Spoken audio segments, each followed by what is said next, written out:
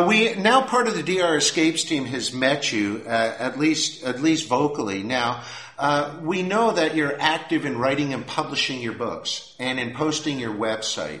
Why do you put all the effort into these activities? And do you believe others that can choose to retire early overseas should look at internet-based businesses as a way of supplementing their retirement income? Well, they're welcome to try it. Come on in, the water's warm. It's not as easy as people think it is, first of all. But I want to make something clear. We were retired 15 years before we before we created our website. And what happened those 15 years prior were that people kept asking or telling us that we should write a book, and we would just slough it off like as a nice compliment. Well, it got to a point where finally we said maybe we should write a book, and so we self-published it, and then we needed a way to sell it because we only sell it through our website. At that time, Amazon wasn't together, and so we created our website and a way to buy our books on our website, RetireEarlyLifestyle.com. And it's just been an organic thing.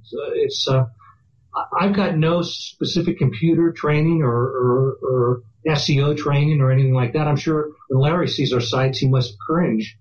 But no, I doubt it. I doubt it. No, let's not go that far. It is for somebody with no training. I'll give you a thumbs up on that. Thank you. But believe me, I recognize about how much work it is, though, between our YouTube channel and what have you. I mean, for me, everybody's different, and this is how I help others, more of looking for a plan B and a better life if economies continue in the direction they're going. But that's what I've studied very much in depth, and a lot of the people have connected to me through my understanding of economies and how accurate that we've been over the last 3 years.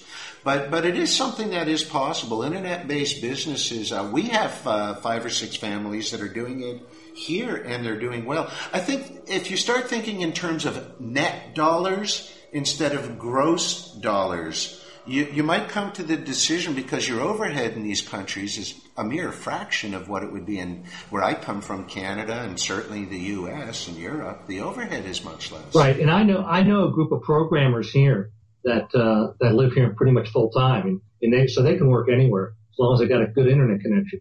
And if you ever write another book, I'll head up chapter 13. Don't let this happen to you. I'm the perfect guy to interview for that one. We'll keep that in mind. Hey, if you guys had to dovetail this into 3 or 5 things about retiring overseas that people should look at, kind of listed it like a quick ABC for us, if you don't mind. Well, I think the first thing that when you go overseas that's going to make an impression is the people. I think first and foremost, if you've got an open mind and you're willing to accept different cultures, I think you'll be blown away with the kindness of the people. We've been blessed in this regard in all of our travels, and feel very fortunate. The next thing is I think lifestyle. It's not going to be like if you're looking for something that's like the same in the States or in Canada, well then stay there, because these places are different. And I mean, we don't have the 7-Eleven on every corner, and we don't have the Walmarts on every street here. It's about building relationships with people. So you learn, you get to know the guy who owns the hardware store, and you get to know the people who run the restaurants. And I think that's really important. And I think that lifestyle and culture mix is very important to us. Well, also the weather. I know Canada, I like to nickname that place as the tundra. Yeah, I mean, I won't disagree. We go where the weather suits our clothes, and so I mean, I got one pair of jeans, and that's it. Another thing that's really good is the healthcare. The access to the healthcare is easy. It's affordable. We've gotten excellent healthcare in Thailand, Mexico, Guatemala, just about everywhere we've been, and we are self-insured, so we don't have to pay monthly to any insurance program or anything like that. We pay out of pocket, and that seems to have suited us very well.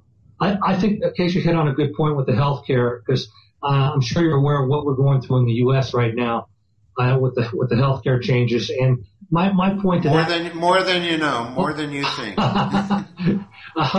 My point is that in these countries, if I need to go to a doctor, I go to the doctor. I don't need a referral. I don't need an appointment. I just walk into his office. If I need to see a specialist, I just go to the specialist. There's avenues you can take. Maybe the doctor knows somebody, maybe he doesn't. But Yeah. We've had a family that relocated here. First of all, here in this country as well, many East Indian doctors, many doctors from Cuba, one of the most recognized countries for fly-in medical. And we had somebody here that unfortunately did get ill, and they had to have their, I believe it was their gallbladder removed. Is that correct when I say that? Yes, I've heard that.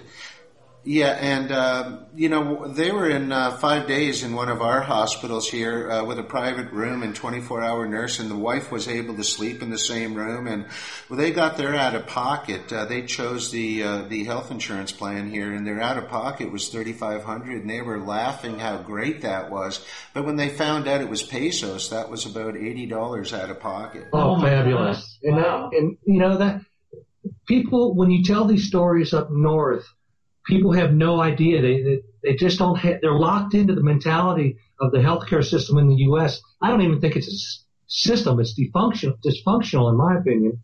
And this is like it used to be before the 50s, where you had a family doctor. And in fact, they do house calls here. They do house calls in Mexico. Yeah, very, very common. Even veterinary house calls for horses or dogs, it's like $8 US to get your dog taken care of, and he comes to the house. I mean, what could be better than that? Exactly. One of the things that we're kind of rolling into here is another feature of being overseas is cost of living. The cost of living is definitely better on our wallets than being in the States, and I think you get more bang for the buck. It's more interesting lifestyle for me, and it costs a heck of a lot less than it does in the States. And I don't know, food, transportation, entertainment, so it's all less expensive.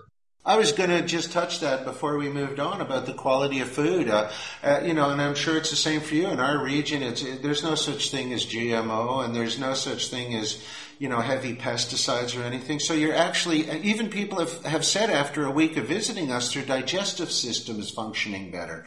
You can't even put a cash value on things like that. Yeah. You're extending your life. And more and more people seem to be getting a bit open-minded to it. But like I say, it's not for everybody. But if you could roll this back, let's say 25, 26 years, would you have made the same decision to retire early and retire overseas? Yes, for sure. Definitely. No hesitation. We don't regret it at all. No. Especially knowing now what I didn't know then. How have you handled the skepticism of your friends and family? How did you overcome it? That is something we face a lot with the drescapes folks, that you'll get people from, let's say, the States, for example. Oh, you're very unpatriotic, leaving your home country, or you'll never make it. It's a scary abyss. How did you overcome that? Well, it was self-reliance, really. We were 38. This was in 1991. The Gulf War just started. We did not get a lot of emotional support or psychological support for what we were doing. People thought we were crazy. They thought that we would be, financially and socially outcast and would come back crawling with our tail between our legs. And so we had no support. We just had to depend on each other and our dream. And that's what we did. This is what we wanted to do, and just have faith in it. It's not like we've got the support. So I would just let people know that if they believe in what they're doing, to follow their dream and do it that way. Because you don't always get all the support from people. No, it's like when you open a business, you expect all your friends to support you. Well, I got news for you. They might come in one time, but they're not going to be your bread and butter customers. No, absolutely. We had a wonderful young fella recently I never met yet, other than a comment, and we encourage people to write comments on both the YouTube and website. But through his one comment, because he mistakenly thought the people we're dealing with are all ultra wealthy and this and that. And the deepest question is, do you believe in you? That's really what it boils down to. Do you believe in you? Right, I agree. And I agree with that, Barry. And I that's what I try to tell people about their finances when they ask us about, well, do I have enough to retire? Do you think I could retire now with this amount or whatever? And I go, look, you've been managing your finances for 50 years, and you're doing pretty well. I think you can make it. Were their concerns actually realistic in the long run? The concerns that people cautioned you to about before doing this, were they actually realistic? You mean about not having enough money or being bored or being dangerous? The outcast, the danger, not having enough, coming home with, you said, your tail between your legs. Right. I've heard that saying before.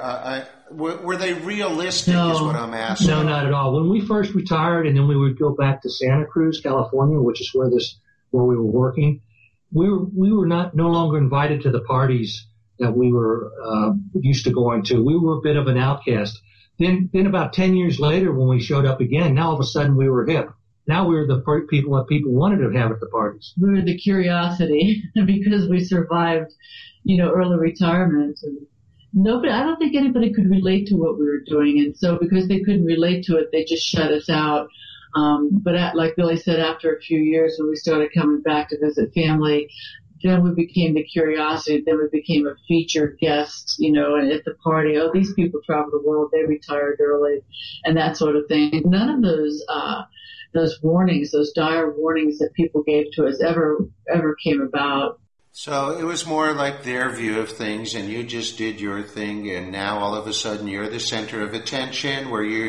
My father always said, when everyone tells you you're crazy, use that as information you're on the right path. Right. Yes.